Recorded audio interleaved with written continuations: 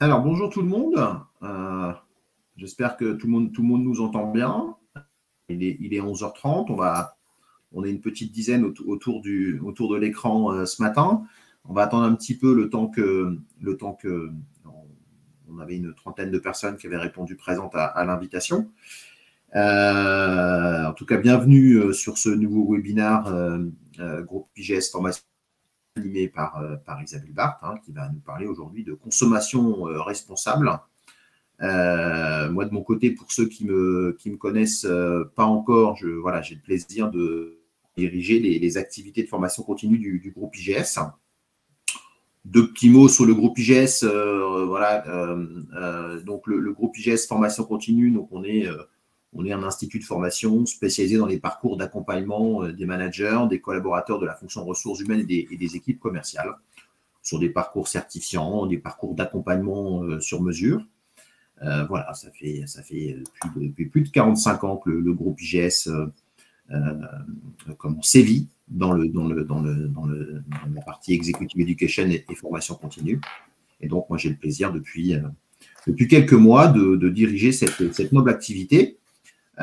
Et depuis maintenant, ça fait 1 an et demi, Isabelle, qu'on travaille ensemble. À peu près, oui. Sur des webinaires autour des problématiques principalement managériales. Isabelle, donc, qui va se présenter, mais nous accompagne voilà, régulièrement en tant que conseillère académique sur les sujets de management. Et ce matin, donc, on aura le plaisir de parler de consommation responsable et d'impact sur la vie des collaborateurs, des salariés, des managers en entreprise. Isabelle, peut-être avant de démarrer, je te laisse te présenter. Oui, bon, je suis enseignant-chercheur et je travaille beaucoup sur toutes les problématiques, comme tu l'as dit, de management, de leadership et également beaucoup de relations clients et de consommation tout court, d'où ce sujet qui est quand même un sujet, d'ailleurs on va le voir, qui dépasse la problématique de la consommation. Bien sûr. Et qui est un sujet à la fois anthropologique, sociologique, psychologique, on va le voir, et qui, à mon sens, c'est un sujet… on a peu de participants pour le moment, mais je pense qu'ils sont tous allés faire leur course de Noël entre midi et 2 et qui verront sûrement ça en replay parce que c'est un sujet qui est d'une actualité brûlante. Hein. La question, le mot brûlant est bien choisi, la question des impacts sur l'environnement, la question de la consommation qui n'est pas près de s'éteindre hein, comme sujet. Et on va voir, moi je pense qu'il y a des perspectives qu'il faut des signaux faibles qu'on écoute, qu'on sente et qui vont structurer les années qui viennent. Alors, peut-être, avant de démarrer, on va faire un tout petit test. Je ne sais pas si… Non, on a dû vous laisser la possibilité de prendre la parole. Voilà, donc au niveau des micros, sans vous mettre en porte-à-faux. Je vois Laetitia, Adeline, Sandrine. Est-ce que vous pouvez juste essayer de prendre la parole et nous dire un petit mot? Par exemple, Adeline, est-ce que vous nous entendez? Est-ce que vous avez moyen de glisser un petit mot? Voilà. Fabienne, tu nous entends, toi, côté IGS? Est-ce que tu peux prendre la parole? Un participant. Juste voir. Activer tous les sons de notification. Okay. Fabienne, tu nous entends? Ok. Bon, bah écoutez, a priori, pour l'instant, la partie micro je vais laisser Isabelle démarrer son introduction. Hein, et puis, voilà, ça va me permettre… Voilà, peut-être que d'ici là, on résoudra. Alors, donc, la proposition qu'on vous fait, comme toujours, c'est de faire un propos préalable avec des slides et des réflexions. Alors, issues de la recherche, issues d'études, comme je vais le montrer, et puis…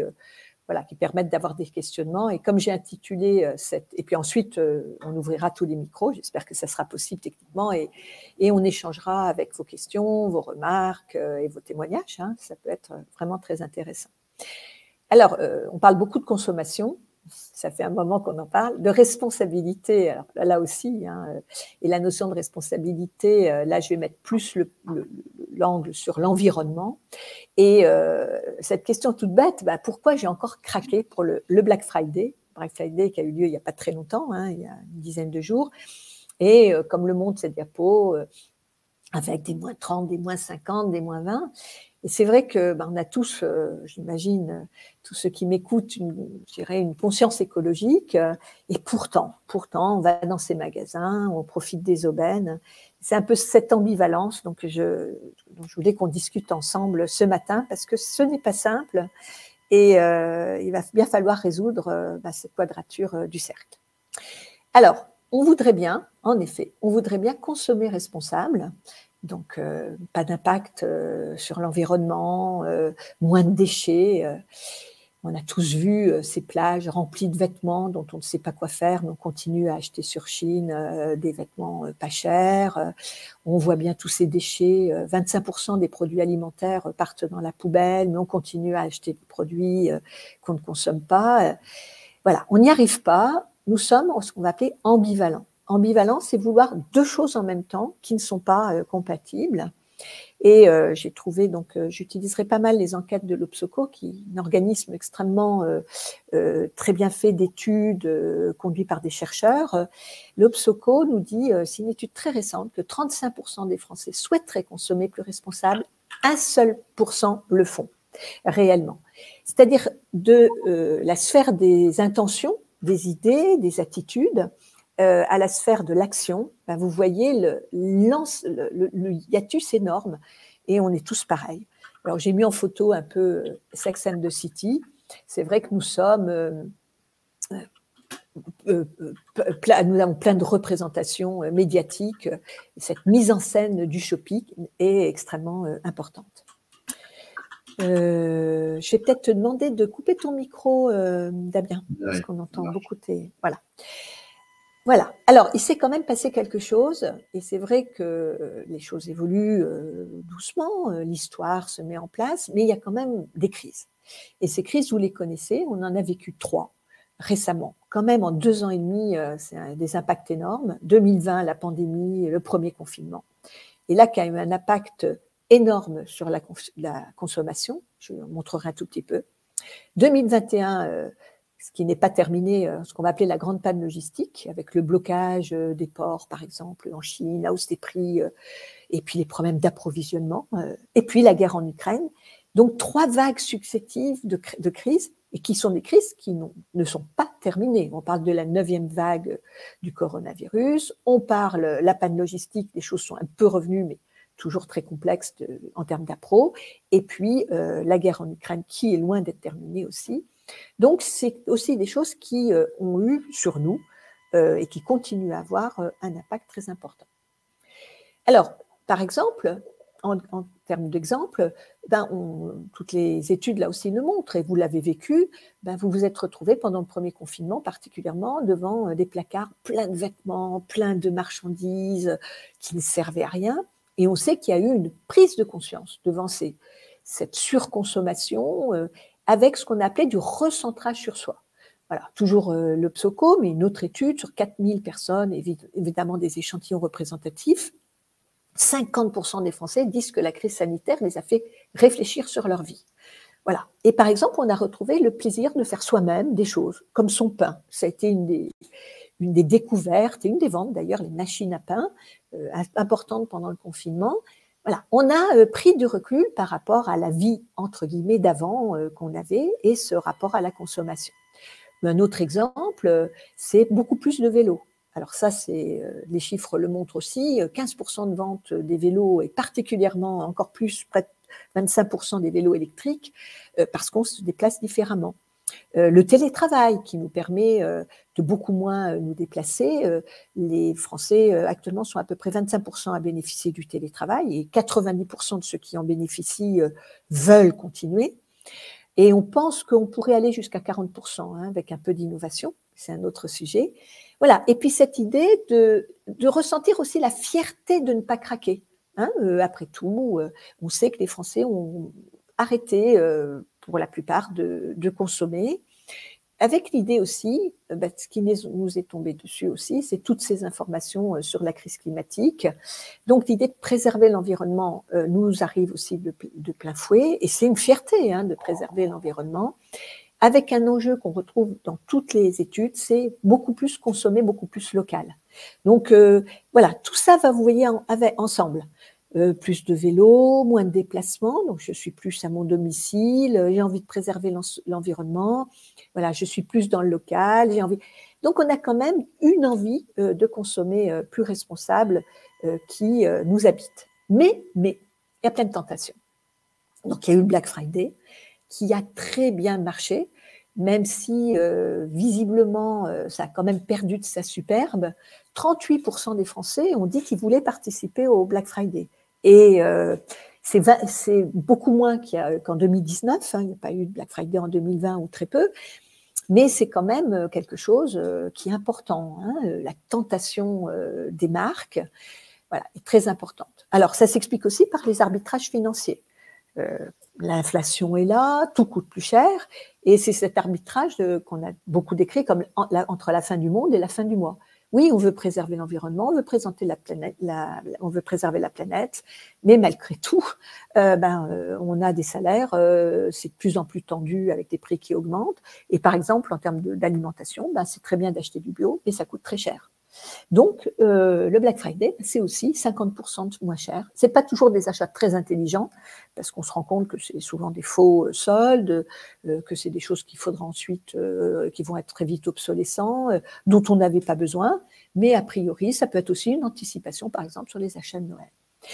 Et puis, le fait de ne pas pouvoir acheter, 53% des Français nous disent que ça les frustre. Voilà. Et d'autant plus chez les plus jeunes. Là, on monte à 60%.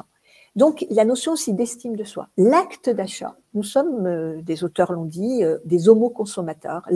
L'acte d'acheter nous renvoie à l'estime de nous-mêmes. Et d'acheter, ne pas pouvoir acheter, c'est très frustrant. Ça renvoie même à la colère, à la tristesse. Donc, c'est vraiment un problème. Voilà. Donc, on se retrouve aussi avec l'envie de regarder la Coupe du Monde.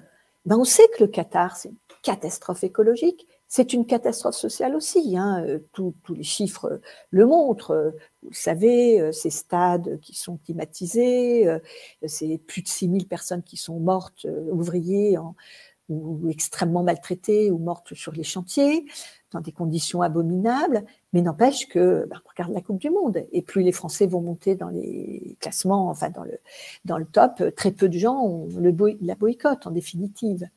On a développé ce que l'Institut Jean Jaurès a appelé l'économie de la flemme. Par exemple, les livraisons à domicile ont augmenté d'une façon incroyable, près de 3% en 2 ans, ce qui implique plein de déplacements. Alors vous allez me dire, ceux qui livrent en vélo ou en vélo électrique, mais n'empêche que ça multiplie les déplacements, les achats en ligne, plus 42% en 2 ans. Le moindre petit objet maintenant est commandé en ligne plutôt que de se déplacer chez le commerçant. Et on a développé cette envie du tout de suite, avec des rationalisations. Il faut bien que l'économie tourne, il faut bien qu'on continue à consommer, il faut bien qu'on continue à vendre, les entreprises ont besoin de développer du chiffre d'affaires. Voilà, donc cette ambivalence, elle est très importante, elle est chez nous comme citoyens, et comme salariés, et comme consommateurs, et on s'arrange avec nous-mêmes. Voilà, alors j'avais entendu... par exemple, l'acteur Roch Dizem expliquait pourquoi il ne boycotterait pas la Coupe du Monde. Et ça a été largement repris. Alors, c'est les séquences des petits arrangements avec soi-même. D'abord, c'est trop tard. Lui parlait de ça il y a 2 mois. On est à 2 mois, on ne boycotte pas. J'entends, on peut boycotter le jour même. Mais c'est trop tard. On n'est pas responsable. Voilà, c'est les autres, les politiques, les médias. Il y a 10 ans, on savait exactement ce qui allait se passer. Donc, voilà, je ne suis pas responsable. Pourquoi maintenant je serais punie pour le faire ? On nous prend en otage, victimisation. Puis après tout, le vrai sujet, c'est le foot. Voilà, ça pourrait être au Qatar, ça pourrait être au Zimbabwe. Voilà, regardez les matchs, moi, je suis devant ma télé, c'est pareil. De toute façon, tous les événements sportifs, tout le monde le fait, sont des catastrophes écologiques. Puis après tout, on a fait les JO à Pékin, on les a fait en Russie. En question d'écologie et de droits humains, ça se pose là. Donc voilà, je ne boycotterai pas. D'accord, bon, voilà, on s'arrange avec soi-même, on pourrait faire les mêmes raisonnements sur plein de thématiques, vous avez sûrement les mêmes. Est-ce que c'est satisfaisant? Je ne sais pas. Est-ce qu'on arrive à aligner son envie de consommer responsable et, par exemple, le fait d'aller au Black Friday ou de regarder la Coupe du Monde? Je vous laisse la porte ouverte à cette réflexion. Alors, cette ambivalence, elle est partout. Par exemple, chez les étudiants. En 2018, 30 000 étudiants ont signé un manifeste pour un éveil écologique. Il y a eu tous ces épisodes au mois de juin dernier où des étudiants de très grandes écoles, AgroParisTech, École Normale, ont publié des tribunes, ont pris le micro au moment des diplomations en disant qu'ils ne voulaient plus de ce monde, qu'ils ne voulaient plus entrer dans une entreprise qui détruise la planète et aller vers d'autres projets. Donc, certains voulaient démissionner, d'autres bifurquer. Un documentaire très intéressant qui s'appelle Rupture d'Arthur Gosset nous dit que 30% des étudiants des grandes écoles sont en rupture. Donc quelque chose, un courant qui a eu aussi une résonance très très importante, voilà, repris par les médias, qui montre qu'il y a quelque chose, une appétence forte, mais malgré tout, une étude qui vient de sortir sur 10 000 étudiants justement de grandes écoles ou d'universités et qui nous dit que le premier critère, c'est la rémunération pour le choix d'une entreprise. Ensuite, c'est l'intérêt du projet et du travail. Voilà, et la RSE arrive bien derrière. Elle n'est même pas dans les 3 marches du podium. Ambivalence. De la même façon, une étude extrêmement récente menée par ESSEC et l'Obsoco, Alumni, nous dit que 82% des diplômés ESSEC voudraient une transformation radicale des entreprises pour soutenir la transition environnementale et sociale. Et seulement 15% estiment que leur entreprise en prend le chemin. Voilà. On veut, mais c'est difficile. Et de la sphère des envies à la sphère de l'action, ça ne passe pas. Du coup, vous le ressentez peut-être, beaucoup en tout cas en font état. Alors on parle des jeunes, mais il n'y a pas que des jeunes là-dessus. Beaucoup de jeunes en tout cas en parlent. Peut-être chez vos enfants, peut-être chez vous. On parle de solastalgie ou d'éco-anxiété. Donc, c'est l'idée d'un grand malaise, d'une grande responsabilité, d'une grande peur de l'avenir. Que va devenir le monde? Et d'ailleurs, il y a beaucoup des plus jeunes qui disent ne pas vouloir d'enfants, par exemple, à cause de ça. Et quand on demande des émotions qui vous parcourent, quand on pense à l'évolution du climat, l'évolution de la planète, ben vous voyez, il y a cette anxiété, mais à côté, il y a de la colère, il y a de la tristesse, il y a de l'impuissance. Il n'y en a que 2,75% qui expriment de l'espoir, et il y a de la peur aussi. On est sur ce qu'on appelle la dissonance éthique. Voilà. On n'est pas aligné avec ces valeurs et ça peut être même pathologique avec cette question de solastalgie. On est en tension entre nos rôles. Donc, il y a le consommateur. Chez nous, on est à la fois consommateur, actif, alors j'ai mis salarié, on peut être entrepreneur, voilà, actif, salarié et citoyen. Et vous voyez, j'ai fait ce petit triangle pour montrer que entre le consommateur et le salarié, il y a le conflit des prix. On va acheter des robes à 3 € ou 10 € chez Shein en ligne, mais on sait qu'on délocalise et qu'on va faire perdre des emplois aux salariés. Le salarié est en tension avec le citoyen. Par exemple, on va installer une nouvelle usine ou un nouvel entrepôt Amazon qui va créer de l'emploi. Donc, c'est bien pour le citoyen ou pour le salarié, mais le citoyen qui habite là, ça va flinguer toute une partie de la campagne environnante. Et puis, entre le consommateur et le citoyen, par exemple, le marché de Noël qui ne va pas mettre en avant, on est content d'aller au marché de Noël, mais quand on est strasbourgeois, ou voilà, voir arriver un certain nombre de produits qui made in China, alors ça, justement, c'est un petit peu revenu en arrière. Voilà, on est toujours dans cette tension de rôle et c'est pas simple de faire cohabiter ces 3 parties de nous, ce qui explique cette ambivalence dont je parlais tout à l'heure.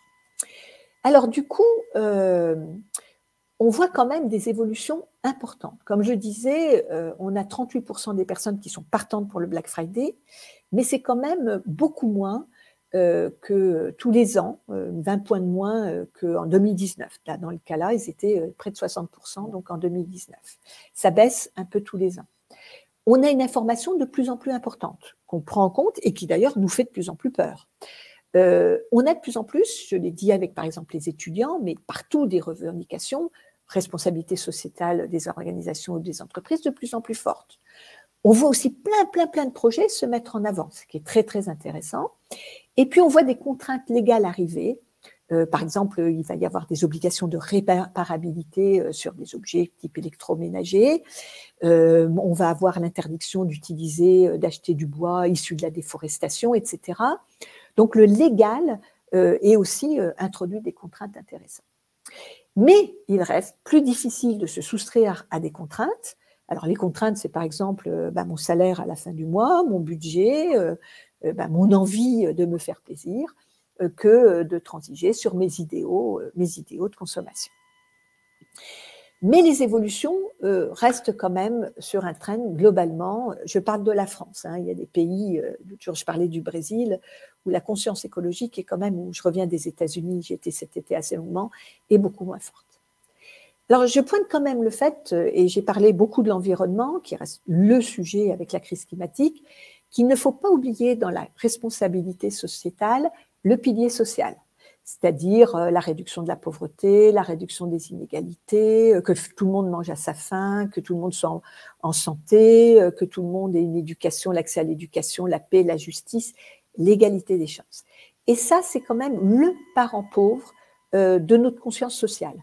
C'est vrai que, comme je vous l'ai montré, pour les raisons aussi que j'ai apportées, quand on parle responsabilité en consommation, on pense tout de suite environnement.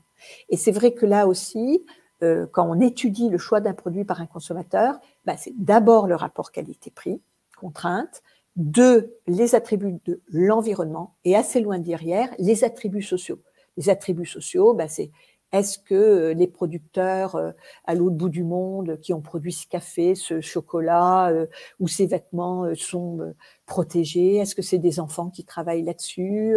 Voilà, toute cette question dont je viens de parler, et la conscience sociale des Français est quand même assez faible.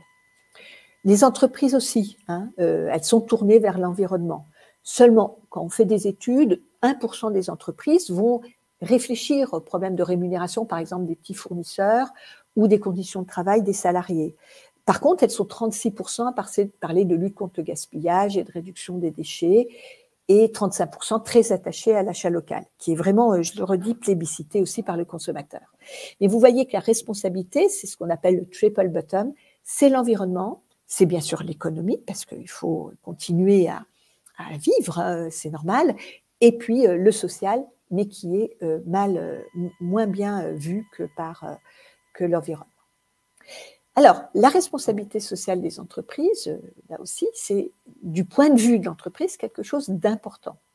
On le sait, de plus en plus de salariés, même si je l'ai montré, ce n'est pas le critère forcément principal, ont une attractivité plus forte, vont avoir des arbitrages plus importants quand il y a une mise en avant de cette responsabilité de l'entreprise.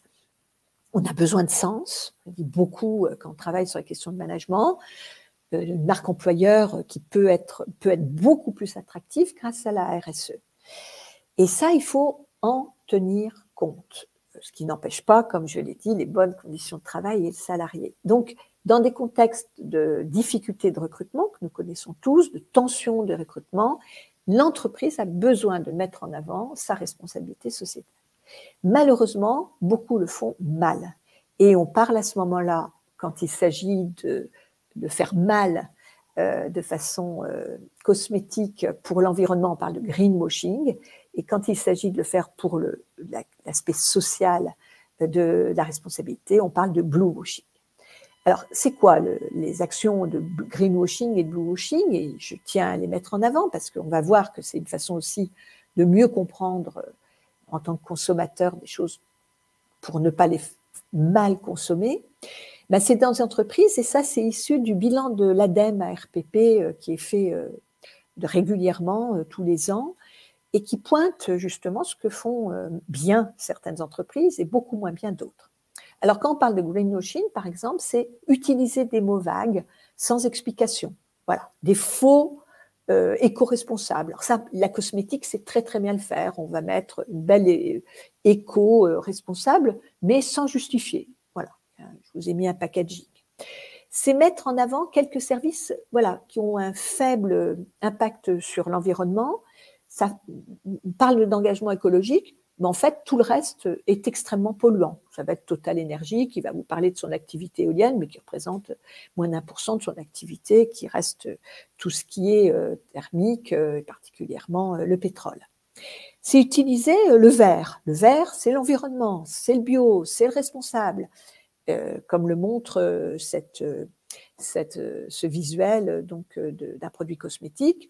Voilà, ça, tout de suite, le consommateur est persuadé que c'est l'environnement et c'est confisquer cette couleur verte alors qu'on ne fait rien. C'est avoir des promesses disproportionnées avec les actions réelles. Voilà un déodorant qui nous dit qu'il libère la planète des émissions de serre. Alors qu'en fait, quand vous regardez de très très près ce qu'a fait l'ADEME, il n'utilise pas un microproduit dans les ingrédients du déodorant. Ça va être aussi vanter une fausse exclusivité, alors qu'en fait, c'est une mesure réglementaire. McDonald's nous fait des pubs en disant c'est la fin du jouet en plastique, c'est fantastique. Bah oui, mais c'est simplement interdit depuis janvier 22 de mettre des jouets en plastique comme cadeau, entre autres, dans les packages McDonald's. Voilà. Ou alors dire on ne met pas de tel ingrédient dans un produit, alors que de toute façon, il n'était jamais présent dans ce produit. Hein. C'est comme, je sais pas, les bonbons très sucrés qui vous disent qu'il n'y a pas de gras. Hein. Ben oui, il n'y a pas de gras dans le bonbon ou Pouillem, ben, il n'y en a jamais eu. Et puis, c'est omettre ce qu'on va appeler les effets boomerang. Donc, on nous parle actuellement beaucoup de la voiture électrique. C'est merveilleux, la voiture électrique, c'est merveilleux. Mais quand vous allez regarder des instituts qui font très sérieusement le travail d'impact sur l'environnement, une voiture électrique qui a une batterie, il faut 300 000 km pour rouler pour qu'on arrive à peu près au même impact qu'une voiture thermique. C'est-à-dire qu'une voiture thermique peut rouler 300 000 km sans plus d'impact d'une voiture électrique. Parce que la fabrication d'une batterie, avec les produits rares, avec tout ce que ça implique comme impact sur la planète, c'est extrêmement polluant. Il faut le savoir. C'est la même chose, par exemple, on n'édite plus du papier, on n'imprime plus, mais vous le savez, le numérique est une véritable plaie pour l'environnement. Chaque fois que nous nous mettons en ligne, chaque fois que nous faisons une visio, chaque fois que nous allons rechercher un mot de passe que nous avons oublié, eh bien, c'est des impacts énormes, là aussi, sur l'environnement. Et puis, c'est aussi mettre des labels qui n'existent pas, comme sur ce visuel. On va inventer un label, mais qui n'est pas un vrai label. Donc, beaucoup, malheureusement, de greenwashing, de bluewashing, alors qui nous donne bonne conscience quand on achète, qui nous trompe et qu'il faut savoir décrypter. Les entreprises peuvent maintenant de plus en plus s'y mettre à ces questions de responsabilité avec la loi Pacte de 2019 qui permet de créer ce qu'on appelle des entreprises à mission. Alors c'est risqué, il y en a peu en France, il y en a à peu près 500 actuellement, une seule cotée au CAC 40, Danone. La Maïf a été la première à le faire. Alors pourquoi c'est risqué? Parce qu'on se rend compte l'entreprise accepte d'être contrôlée par un comité de mission indépendant et par un organisme d'IR indépendant. Ce qui peut créer des tensions entre les attentes des actionnaires, qui eux cherchent en général l'augmentation de leur retour sur investissement, et puis ces fameux comités indépendants. C'est comme ça que le PDG de Danone, qui était extrêmement engagé dans les questions d'environnement et qui avait fait de Danone une entreprise à mission, a été débarqué pour des conflits autour de la rentabilité de l'entreprise. Donc, peu d'entreprises prennent ce risque, mais je ne veux pas être trop négative non plus. Il y a des exemples extraordinaires. Beaucoup d'entreprises arrivent à se rendre plus responsables en faisant vraiment des efforts importants pour réduire leurs déchets, leurs impacts, contrôler leur chaîne d'approvisionnement, ou en travaillant, alors par exemple le cas de Back Market sur la seconde main, Too Good To Go, cette application extraordinaire où des magasins proposent des entreprises, des produits en péremption limitée pour qu'ils ne soient pas gaspillés. L'exemple de Patagonia qui a quand même défrayé la chronique récemment avec l'idée de la succession vers des fondations plutôt que de continuer à faire de l'argent au profit de quelques personnes. Et cette réflexion depuis le début sur des vêtements éco-responsables, les nouveaux affineurs qui créent du fromage végétal, voilà, Ecoxia qui est une entreprise qui permet d'avoir des habitats avec beaucoup moins d'impact sur l'environnement, le Green Friday qui est né en réaction au Black Friday. Enfin, on a plein d'exemples formidables. Et la petite photo, c'est ma fierté personnelle. C'est ma fille qui, avec son amie, a monté une épicerie éco-responsable à Montréal avec 0 emballage, que des achats locaux.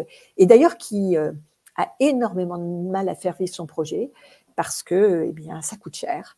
Et que beaucoup de clients, à cause des problèmes au Canada, pareil, de revenus, renoncent à travailler. Et ça demande aussi beaucoup d'énergie, renoncent à acheter des produits plus chers. Et ça demande aussi beaucoup d'énergie parce qu'il faut aller avec ses propres emballages, remplir. Mais c'est quelque chose d'extrêmement vertueux.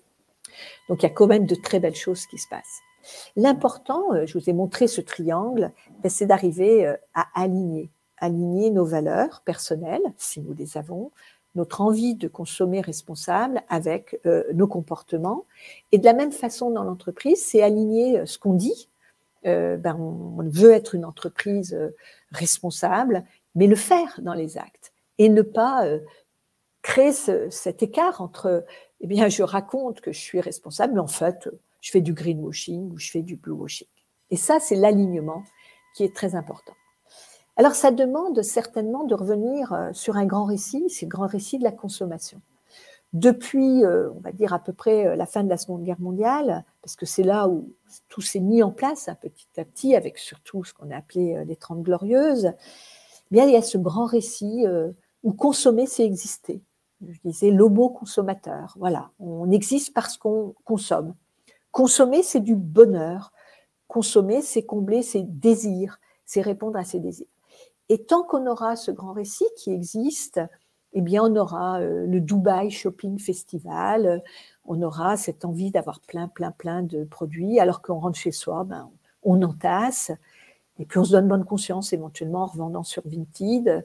Mais Vinted, c'est aussi créer un cercle de consommation sans fin, ou de mettre ça dans des bacs où c'est censé être récupéré, et puis ça finit sur des plages dans des pays africains parce que c'est absolument pas recasable. Voilà. Mais ce grand récit de la consommation, il va falloir il va falloir très sérieusement qu'on le revoie. Alors, quand on y réfléchit, il y a trois grandes visions de la consommation. Il y a « je suis ce que je consomme ». Voilà, c'est ce que je viens de dire. J'existe parce que je sais consommer. La deuxième, c'est je cherche mon plaisir, mon confort avant tout, et c'est ça, réussir dans la vie. Et puis, c'est un troisième type de vision de la consommation, c'est en fait des normes édictées par les institutions ou le jeu de la concurrence. Et c'est des normes qu'on intériorise. Voilà, c'est des normes qui peuvent être poussées à la consommation en permettant beaucoup de choses, par exemple les importations de pays pauvres, mais ça peut être aussi des interdits, par exemple les dark stores qui ont été un développement extraordinaire depuis quelques mois, ont disparu parce qu'on ne leur permet plus de s'installer en ville. La question qui se pose, c'est est-ce qu'il faut qu'on fasse… Et on voit bien, que dans les deux premiers cas, c'est à vous, à moi, consommateur, de faire nos choix. Voilà. Le troisième, c'est plus dire, après tout, il y a aussi le rôle du politique, il y a aussi le rôle de la justice qui peut jouer, et le rôle des entreprises qui peut peser sur mon comportement de consommateur. En tout cas, ça c'est intéressant de le regarder, est-ce qu'il ne faut pas faire pour avancer dans cette consommation responsable parce que, la planète, l'évolution climatique, parce que 8 milliards d'êtres humains sur la Terre, il y a un moment où une forme d'impossibilité de continuer comme ça. Alors, est-ce qu'on enterre la tête dans le sable, on fait l'autruche, ou est-ce qu'on se dit qu'on va vers d'autres récits? Donc, ça veut dire qu'il faut peut-être faire le deuil d'une liberté sans contrainte, où on a tous les choix. Voilà, c'est pas le tout de suite. Accepter de retrouver un désir différé, c'est-à-dire attendre, Alors, ce qui est intéressant, c'est que les psychologues nous montrent que le plaisir et la satisfaction, ils sont plus dans l'attente que dans le désir. Et d'ailleurs, des études montrent chez les enfants qu'attendre, les enfants sont beaucoup plus contents que s'ils ont tout de suite. Et puis, c'est valable pour les adultes. Et puis, se dire aussi que le fort good ou la bonne volonté ne suffisent pas et qu'en effet, il faut peut-être qu'on passe par des règlements, des règles. Je viens de citer celui du Darksor. Ça peut être aussi l'interdiction des véhicules qui polluent plus, parce que la contrainte, elle aide à faire avancer les sujets. Alors, des pistes importantes au niveau de la personne, hein, parce que on va se dire que chaque petit geste compte. Être capable de décrypter tout ce qui est fakes. Donc, je vous ai montré des exemples de greenwashing. Voilà, ce que je ne suis pas en train de me faire avoir. Penser aux effets boomerang. Oui, en effet, j'imprime plus du papier, mais chaque fois que je suis sur Facebook, chaque fois que je fais une petite remarque sur LinkedIn, voilà, ça consomme, ça a un impact sur l'environnement. Donc là aussi, peut-être être plus dans une forme de moins-disant numérique. Penser à sa santé, ça c'est important. Je parlais des États-Unis, le phénomène de l'obésité, mais qui arrive en France, hein, est énorme et bien sûr dû à la junk food, cette junk food qu'on consomme tout le temps, qui fait qu'on consomme des calories vides, qui fait qu'on a tout le temps faim, qu'on mange à tous les moments, qu'on mange dans des emballages jetables. Voilà, donc, moi, c'est dire, si je veux garder ma santé, c'est quand même un patrimoine personnel un des plus importants, le plus important. C'est peut-être consommer différemment, justement, plus local, plus bio, plus responsable, consommer moins. Est-ce que j'ai besoin du 10e manteau, la 10e paire d'escarpins, du dernier iPhone, voilà, renoncer à la fast fashion, toutes ces marques, enseignes, Zara, etc., qui nous donnent envie d'acheter toujours. Penser la deuxième vie des produits. Back Market, hier, j'avais un spécialiste des deuxièmes vies qui disait que, par exemple, une entreprise comme Back Market, qui recycle des produits technologiques, particulièrement les smartphones, a du mal à trouver des produits à recycler parce que les gens, en fait, ont peur de laisser, n'ont pas envie de laisser leurs produits être revendus.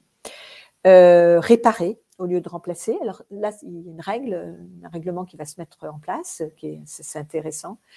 Et il y a de plus en plus de choses qui vont vers ça, en effet. Pourquoi remplacer ma machine à laver alors qu'en fait, il y a peut-être simplement une pièce. Voilà, ça c'est important. Choisir toujours des alternatives plus sobres. Pourquoi acheter le scandale de l'eau en bouteille en plastique, hein, voilà, l'eau du robinet en France, on a la chance qu'elle soit extrêmement bonne, alors qu'on est en train d'assécher toutes les nappes phréatiques autour des viandes volviques, avec des milliards de bouteilles en plastique qui partent. Voilà, et il peut y avoir des alternatives plus sobres sur beaucoup de sujets. Prendre le train plutôt que l'avion, marcher plutôt que de prendre, ou le vélo plutôt que de prendre la voiture. Réfléchir à ses dépenses en amont pour mieux acheter. Toute la problématique des achats d'impulsion ou croire qu'on fait des bonnes affaires et puis en fait se tromper, donc avoir des achats plus réfléchis. Et puis pratiquer le name and shame, c'est-à-dire dénoncer des pratiques comme celles que je viens de montrer, parce que chacun à son niveau, grâce aux réseaux sociaux, peut dénoncer des pratiques qui sont pas belles et pas responsables. Voilà. Et puis chercher certainement à développer une nouvelle attitude de sobriété. Je parlais de récit. Oui, peut-être se dire qu'en effet, dans la vie, on peut avoir des imaginaires plus désirables. Voilà, au lieu d'acheter un plat tout prêt, retrouver le plaisir de faire de la cuisine à partir d'objets non transformés, de produits non transformés. Beaucoup plus respecter les objets. Je parlais de les réparer. Avoir d'autres objectifs dans la vie que de faire du shopping ou de dépenser ou de consommer. Se promener, changer, lire, donc trouver de nouvelles attitudes dans la vie, retrouver le plaisir d'avoir envie, je parlais tout à l'heure du désir différé, et puis se dire qu'on ne se réalise pas que dans la consommation. Il y a deux visions de la consommation depuis l'Antiquité chez les philosophes, la vision eudoméniste qui fait grandir et la vision hédonique qui comble les plaisirs. Et c'est vrai qu'il faut peut-être qu'on passe de « je me fais plaisir, je réponds à mes envies voilà, qui ne sont certainement pas des besoins, mais je vais plus vers quelque chose de démoniste, c'est-à-dire quelque chose qui m'aide à grandir et à apprendre. Voilà un petit état des lieux, en espérant que dans les années qui viennent, eh bien, on soit fiers d'avoir une toute nouvelle attitude dans la vie, et qui sera donc cette attitude de sobriété. Donc merci de votre attention, et on peut échanger maintenant. Oui, avec grand plaisir, Isabelle. Encore merci à toi pour ton intervention. Moi, j'ai effectivement quelques évidemment questions à te poser, notamment sur, je trouve que ta conclusion, elle met en avant plutôt les problématiques de comportement individuel, d'attitude individuelle. Moi, on va voir un petit peu ce qu'en pensent nos auditeurs du jour sur l'impact aussi de mesures peut-être un peu plus, comment on va dire, coercitives, ou le rôle de l'État, tu vois, comment on peut avoir une démarche un peu plus collective. Alors, j'ai proposé à tous les participants Normalement, je vous ai envoyé une invitation en attente. Je vais le refaire pour que vous puissiez prendre la parole. Voilà, vous n'hésitez pas à cliquer sur le bouton, à allumer vos caméras, allumer vos micros, pour ceux qui veulent poser des questions. Donc, je le refais pour tout le monde. Voilà, vous êtes les bienvenus. On est une quinzaine autour de Livestorm ce matin. Alors, c'est toujours la première question qui est la plus compliquée, mais alors je vois qu'il y a Marie-Christine chez nous qui s'est connectée. Voilà, donc n'hésitez pas. Je ne sais pas, Adeline, je vois que votre caméra, votre micro, n'hésitez pas. Isabelle, comment vous avez perçu les propos d'Isabelle? Est-ce que vous êtes en phase? Est-ce qu'il y a des éléments complémentaires qui vous sont importants à apporter? Est-ce que les micros fonctionnent, ou est-ce qu'on a… Alors, on se prépare. Je vois que Valérie Marchadour qui se prépare à se connecter. Donc, n'hésitez pas à ouvrir vos micros. Hein. Vous avez dans la barre du bas, vous avez micro, caméra. Il suffit de cliquer dessus et vous devriez normalement pouvoir participer. Peut-être en attendant, alors j'ai Gilles Marchand aussi, peut-être que j'ai proposé de chez Epocap à prendre la parole. Adeline, vous nous entendez bien? Oui, je vous entends bien. Vous m'entendez aussi? Oui, très bien. Oui, très bien, Adeline, okay. Tout à fait. Alors, merci Isabelle déjà pour tout ce que vous avez pu dire. Moi, je me reconnais totalement dans ce que vous dites. Maintenant, il est vrai que le vrai problème, c'est les individualités. Et là, pour le coup, je ne vois pas concrètement comment, à part en parler, à part partager, à part communiquer comme vous venez de le faire, on peut évoluer dans nos pratiques. Alors oui, c'est très compliqué, hein, c'est la thématique du colibri. Hein. Alors je crois que déjà, il ne faut pas désarmer, se dire que déjà, il faut se regarder devant la glace tous les matins. Donc si on a envie d'une nouvelle attitude, déjà être en phase avec soi-même pour ne pas être dans cette culpabilité dont je parlais et qui crée beaucoup de souffrance, hein, il faut le savoir. Donc déjà, je trie mes objets, je ne prends pas des bains qui durent, je prends plutôt le train. Je suis en phase avec moi-même, à condition qu'on ait bien sûr cette envie. Ça, c'est la première chose.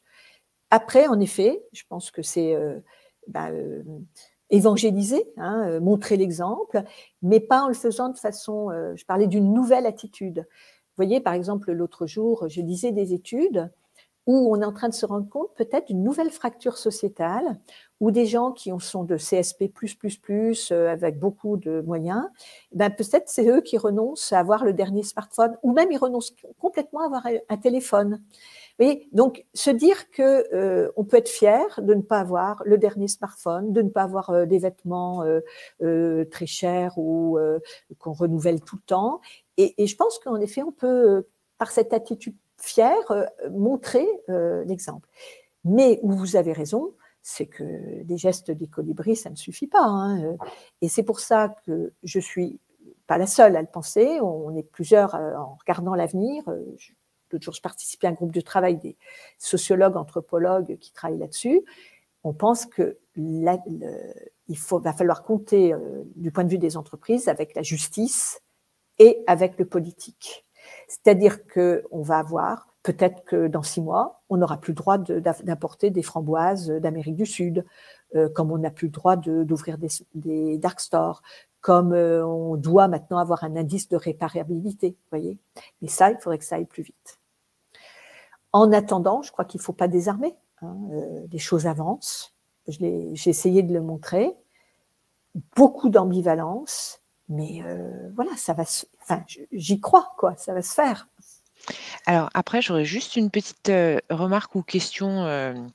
C'est que, en fait, moi, je veux bien porter la bonne parole, hein, il n'y a pas de problème, mais objectivement, je trouve qu'on n'a pas beaucoup de billes pour dire, ben voilà, le fait d'envoyer un message sur Facebook, ça consomme combien réellement? Le fait de laisser son ordinateur allumé en veille la nuit, ça consomme combien réellement? Et du coup, j'arrive pas trop à... Enfin voilà, je trouve qu'objectivement, on manque de données. Oui, et puis c'est pas forcément des données qui parlent énormément. Hein, ça, je reconnais. Hier, j'avais toute une discussion sur la problématique de la visioconférence versus les déplacements. On était entre chercheurs, c'est pour les colloques, est-ce qu'il vaut mieux dire. Et en effet, on était dans un rapport de 1/400. 1 heure de visio, c'est 400 fois moins d'impact. Alors, vous voyez, je me rappelle même plus l'unité que sur l'environnement qu'un déplacement Paris-Genève. Mais vous avez raison, hein, ça reste assez énigmatique. Alors, il y a des sites hein, qui permettent, là, j'en ai pas en tête, j'en ai trouvé de temps en temps, qui nous permettent en effet de consommer, de calculer notre propre impact carbone, voilà, il faut regarder. C'est pas encore dans les mœurs, hein, vous avez raison. Mais vous avez work in progress, hein, c'est des questions comme les vôtres aussi, ou des attentes comme les vôtres qui font progresser les choses.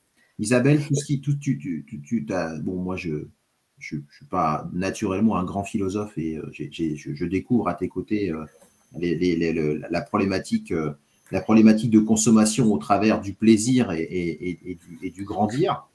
Comment tu vois justement est-ce qu'on peut avoir du marketing de grandir pour continuer à être dans de la croissance de consommation et on est quand même tiré par une économie où on cherche un peu de croissance quand même, mais sans pour autant être dans le plaisir qui est peut-être destructeur de ressources. Comment ça s'anticipe, ça se prépare? Ah ben merci, je te réponds, Sylvie nous met un lien, bon, c'est génial, là où on aura peut-être des infos que je ne connais pas, ben merci beaucoup. Pour répondre à ta question, oui, il y a une énorme tension entre l'idée qu'une entreprise doit continuer à croître. Alors, je crois qu'il y a deux choses. D'abord, il faut distinguer le développement économique d'une entreprise, qui est créer des emplois, créer de la richesse, et puis la financiarisation de l'entreprise, qui est là, cracher du cash pour des actionnaires, qui sont des fonds de pension, des actionnaires, etc. Là, c'est le premier clivage qu'il faut avoir. Donc, je pense qu'il faut repenser les entreprises. C'est pour ça que je vous ai parlé très vite des entreprises à mission. Se dire qu'une entreprise, c'est localement créer de l'emploi, c'est créer de la richesse, mais plutôt pour la réinjecter dans du développement, du bien-être, Voilà. Donc, ça, c'est déjà une vision d'entreprise qui peut être très différente. Ensuite, il y a plein d'exemples quand même d'entreprises qui se créent ou qui évoluent en créant des emplois, du bien-être chez leurs salariés, de l'alignement de valeurs, et qui arrivent à tout faire à la fois. Réparer, être dans la réparation, par exemple, proposer, comme je l'ai montré, une épicerie en vrac, faire des circuits courts. Il y a plein de projets hein, qui naissent de ça et qui ne s'opposent pas à l'idée qu'on peut créer de l'emploi et on peut créer de la richesse. Mais c'est vrai que c'est d'une autre nature que de faire qu'être une cash machine et de penser qu'elle est bide dedans. Ça, c'est clair. Isabelle, oui, je voudrais juste, à partir de ce que tu viens juste de dire, Isabelle, à l'instant, dire que ce que je trouve pas très, compliqué, c'est d'avoir des infos juste parce que dans mon cas personnel, j'ai utilisé les services d'une entreprise justement qui travaille à donc réparer tout ce qui peut l'être en termes d'électroménager. Donc j'ai eu une panne il y a pas longtemps sur un lave-linge qui avait 10 ans. Donc je me suis dit non, je vais pas appeler Darty puisque c'était là que j'avais acheté. Je me suis dit j'ai plus de garantie donc c'est pas grave. Donc je me suis dit je vais sur internet, je vais voir si je trouve quelqu'un qui peut faire ça. Dans un autre objectif, en tout cas de réparer ma machine si elle est réparable et de la changer si elle ne l'est pas. Et donc j'ai trouvé une société qui s'appelle Murphy. Et en fait, eux ce qu'ils font, c'est que donc ils vont effectivement ils viennent chez vous, donc pour 95 €, ils sont venus chez moi.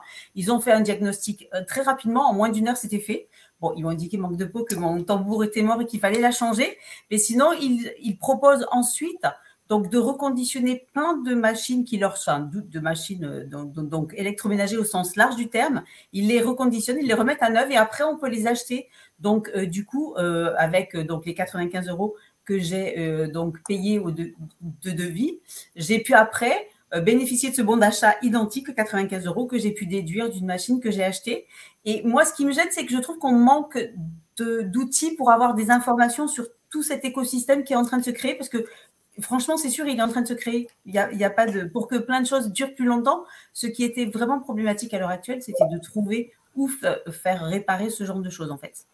Alors, tu as tout à fait raison et merci de ce témoignage. Tu vois, par exemple, hier, j'étais avec une entreprise qui s'appelle DEALT, D-E-A-L-T, et qui est très récente et qui fait que ça. C'est-à-dire envoyer des experts, faire des diagnostics, travailler en marque blanche. Elle arrive de plus en plus d'entreprises pour justement travailler la réparation, l'installation, etc.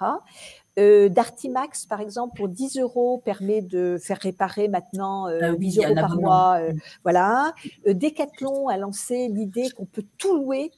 Et en effet, on loue des vêtements de sport, des articles de sport. Et au bout d'un moment, on les reconditionne pour les vendre en seconde main, etc. Mais ce qu'il y a, c'est que c'est très récent, tout ça. C'est très récent. Et ça répond un peu à Damien. C'est des nouvelles activités qui, je pense, alors il y a toujours un effet boomerang potentiel, hein, c'est pour ça que je marche un peu sur des œufs, mais c'est quand même des nouvelles activités qui arrivent à créer de l'emploi, parce que là, DEALT, c'est 10 000 experts sur la réparation et l'installation. Decathlon, on connaît l'entreprise, et qui arrive à rendre ça compatible avec de la responsabilité en termes de consommation. Et ton exemple, moi je ne connaissais pas Murphy, il est excellent. Voilà, excellent. Alors qu'il y a encore, et ça existe encore, ta machine à laver, le réflexe, c'était j'achète une neuve. D'ailleurs, on avait fait de l'obsolescence programmée parce qu'on m'a bien expliqué qu'il y avait de l'obsolescence programmée simplement sur les cartes électroniques des machines. Voilà, et puis on en achète une neuve, puis l'ancienne, on en fait quoi? On la vire. Alors que maintenant, il y a tout un effort aussi de reconditionnement. Isabelle, tu parlais de signaux faibles tout à l'heure qui permettent d'essayer un petit peu d'anticiper les tendances et de voir dans quel monde on va s'orienter. Est-ce que pour toi, on est en train de sortir du greenwashing et on rentre vraiment dans une économie tournée vers la sobriété? Ou est-ce qu'on est encore dans une phase intermédiaire et si tu avais à te positionner, tu partirais sur quelle orientation aujourd'hui? Alors, je dirais que, il n'y a pas que moi, hein, je dis beaucoup de… D'abord, il y a plusieurs choses. Il y a les parties du monde. Honnêtement, je parlais tout à l'heure du Brésil, parce que j'ai lu des choses sur le Brésil, où j'ai été aux États-Unis cet été. Ils n'en ont rien à faire, globalement, hein.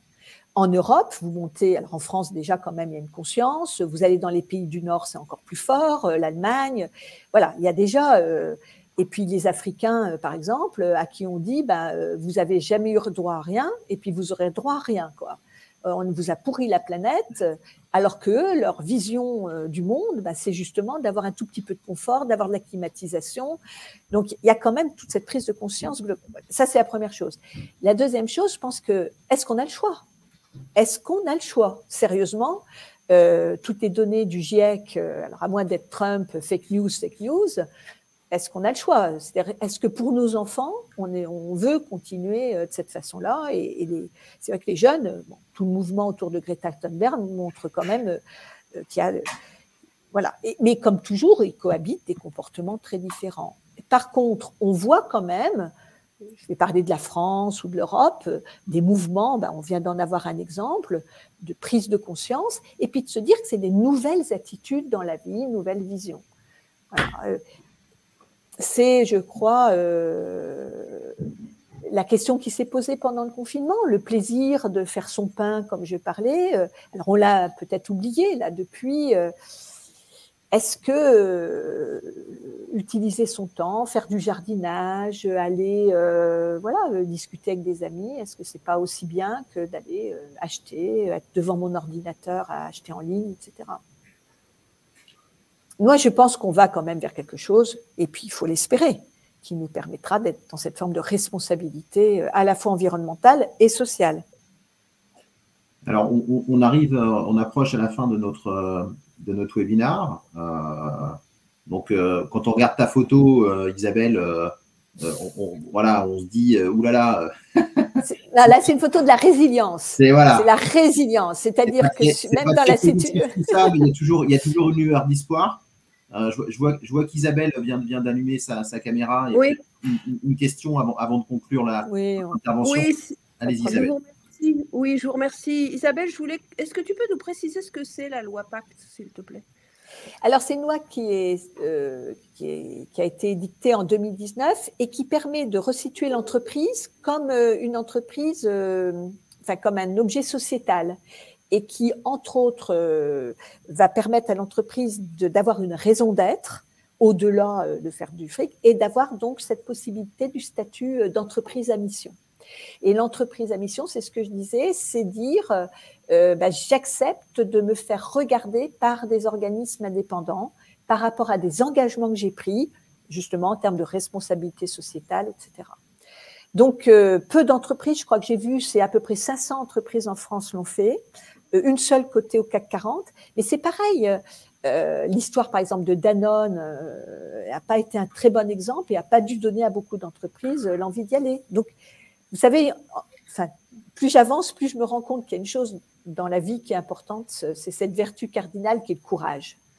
Voilà, il faut qu'il y ait des chefs d'entreprise courageux, il faut qu'il y ait des consommateurs courageux et ce n'est pas toujours simple. Alors, j'espère qu'on aura été en partie courageux ce matin en sortant un peu de notre zone de confort chez EGS, parce que c'est vrai que chez EGS, on parle d'accompagnement des équipes RH, commerciales, managériales. Et que là, on est sorti un petit peu de notre zone de confort sur ces sujets de consommation durable. Voilà, j'espère que chacun… Oui, mais Damien, c'est vrai dans l'entreprise. Est-ce qu'il y a des fontaines à eau plutôt que des petites bouteilles d'eau en plastique? Est-ce que, est-ce que vous êtes dans la formation, l'éducation? Est-ce que vous continuez à offrir des goodies qui sont made in China? Voilà, c'est… Même au travail, on peut faire plein de choses. On est d'accord voilà. et on le vit chez EGS. Bon, pour ceux qui ne connaissent pas forcément, on fait partie des grands groupes d'enseignement supérieur aussi français sous statut associatif. On n'est pas loin aussi chez EGS d'un modèle, d'un projet éducatif qui pourrait nous permettre aussi, nous, pourquoi pas, demain de rentrer dans cette logique d'entreprise à mission. En tout cas, moi, tout à fait. Crois beaucoup le projet éducatif aussi qu'on porte auprès de nos étudiants, nos apprentis, nos alternants, nos salariés en formation continue, ou tout le travail qu'on peut faire aussi au pôle insertion pourrait tout à fait justifier ce parti pris.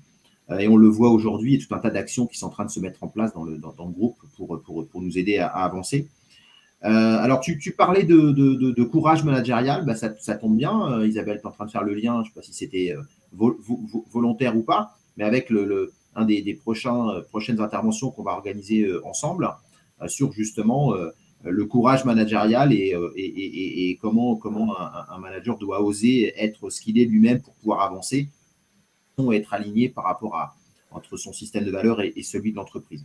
Et c'est valable pour tout le monde, le courage de dire je renonce à acheter quelque chose, ou je renonce à consommer, ou je renonce à un voyage en avion. Voilà, c'est du courage, c'est vraiment du courage. Et merci ça interroge tout le monde. Aux courageux qui ont allumé leur caméra, compris le micro, ce matin.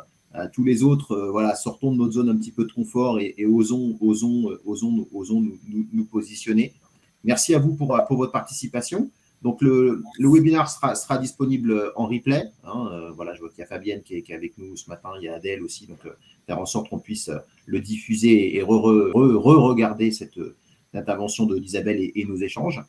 Il est 12h30. Mes filles ont préparé à manger. Je ne sais pas si vous avez vu pendant l'intervention quelques petits moments où j'ai dû couper le micro parce qu'elles me demandaient ce que je voulais manger. On va essayer de faire sobrement ce midi. Je vous souhaite à tout le monde un bon appétit et je vous dis à très vite sur un prochain webinaire avec le groupe IGS Formation Continue.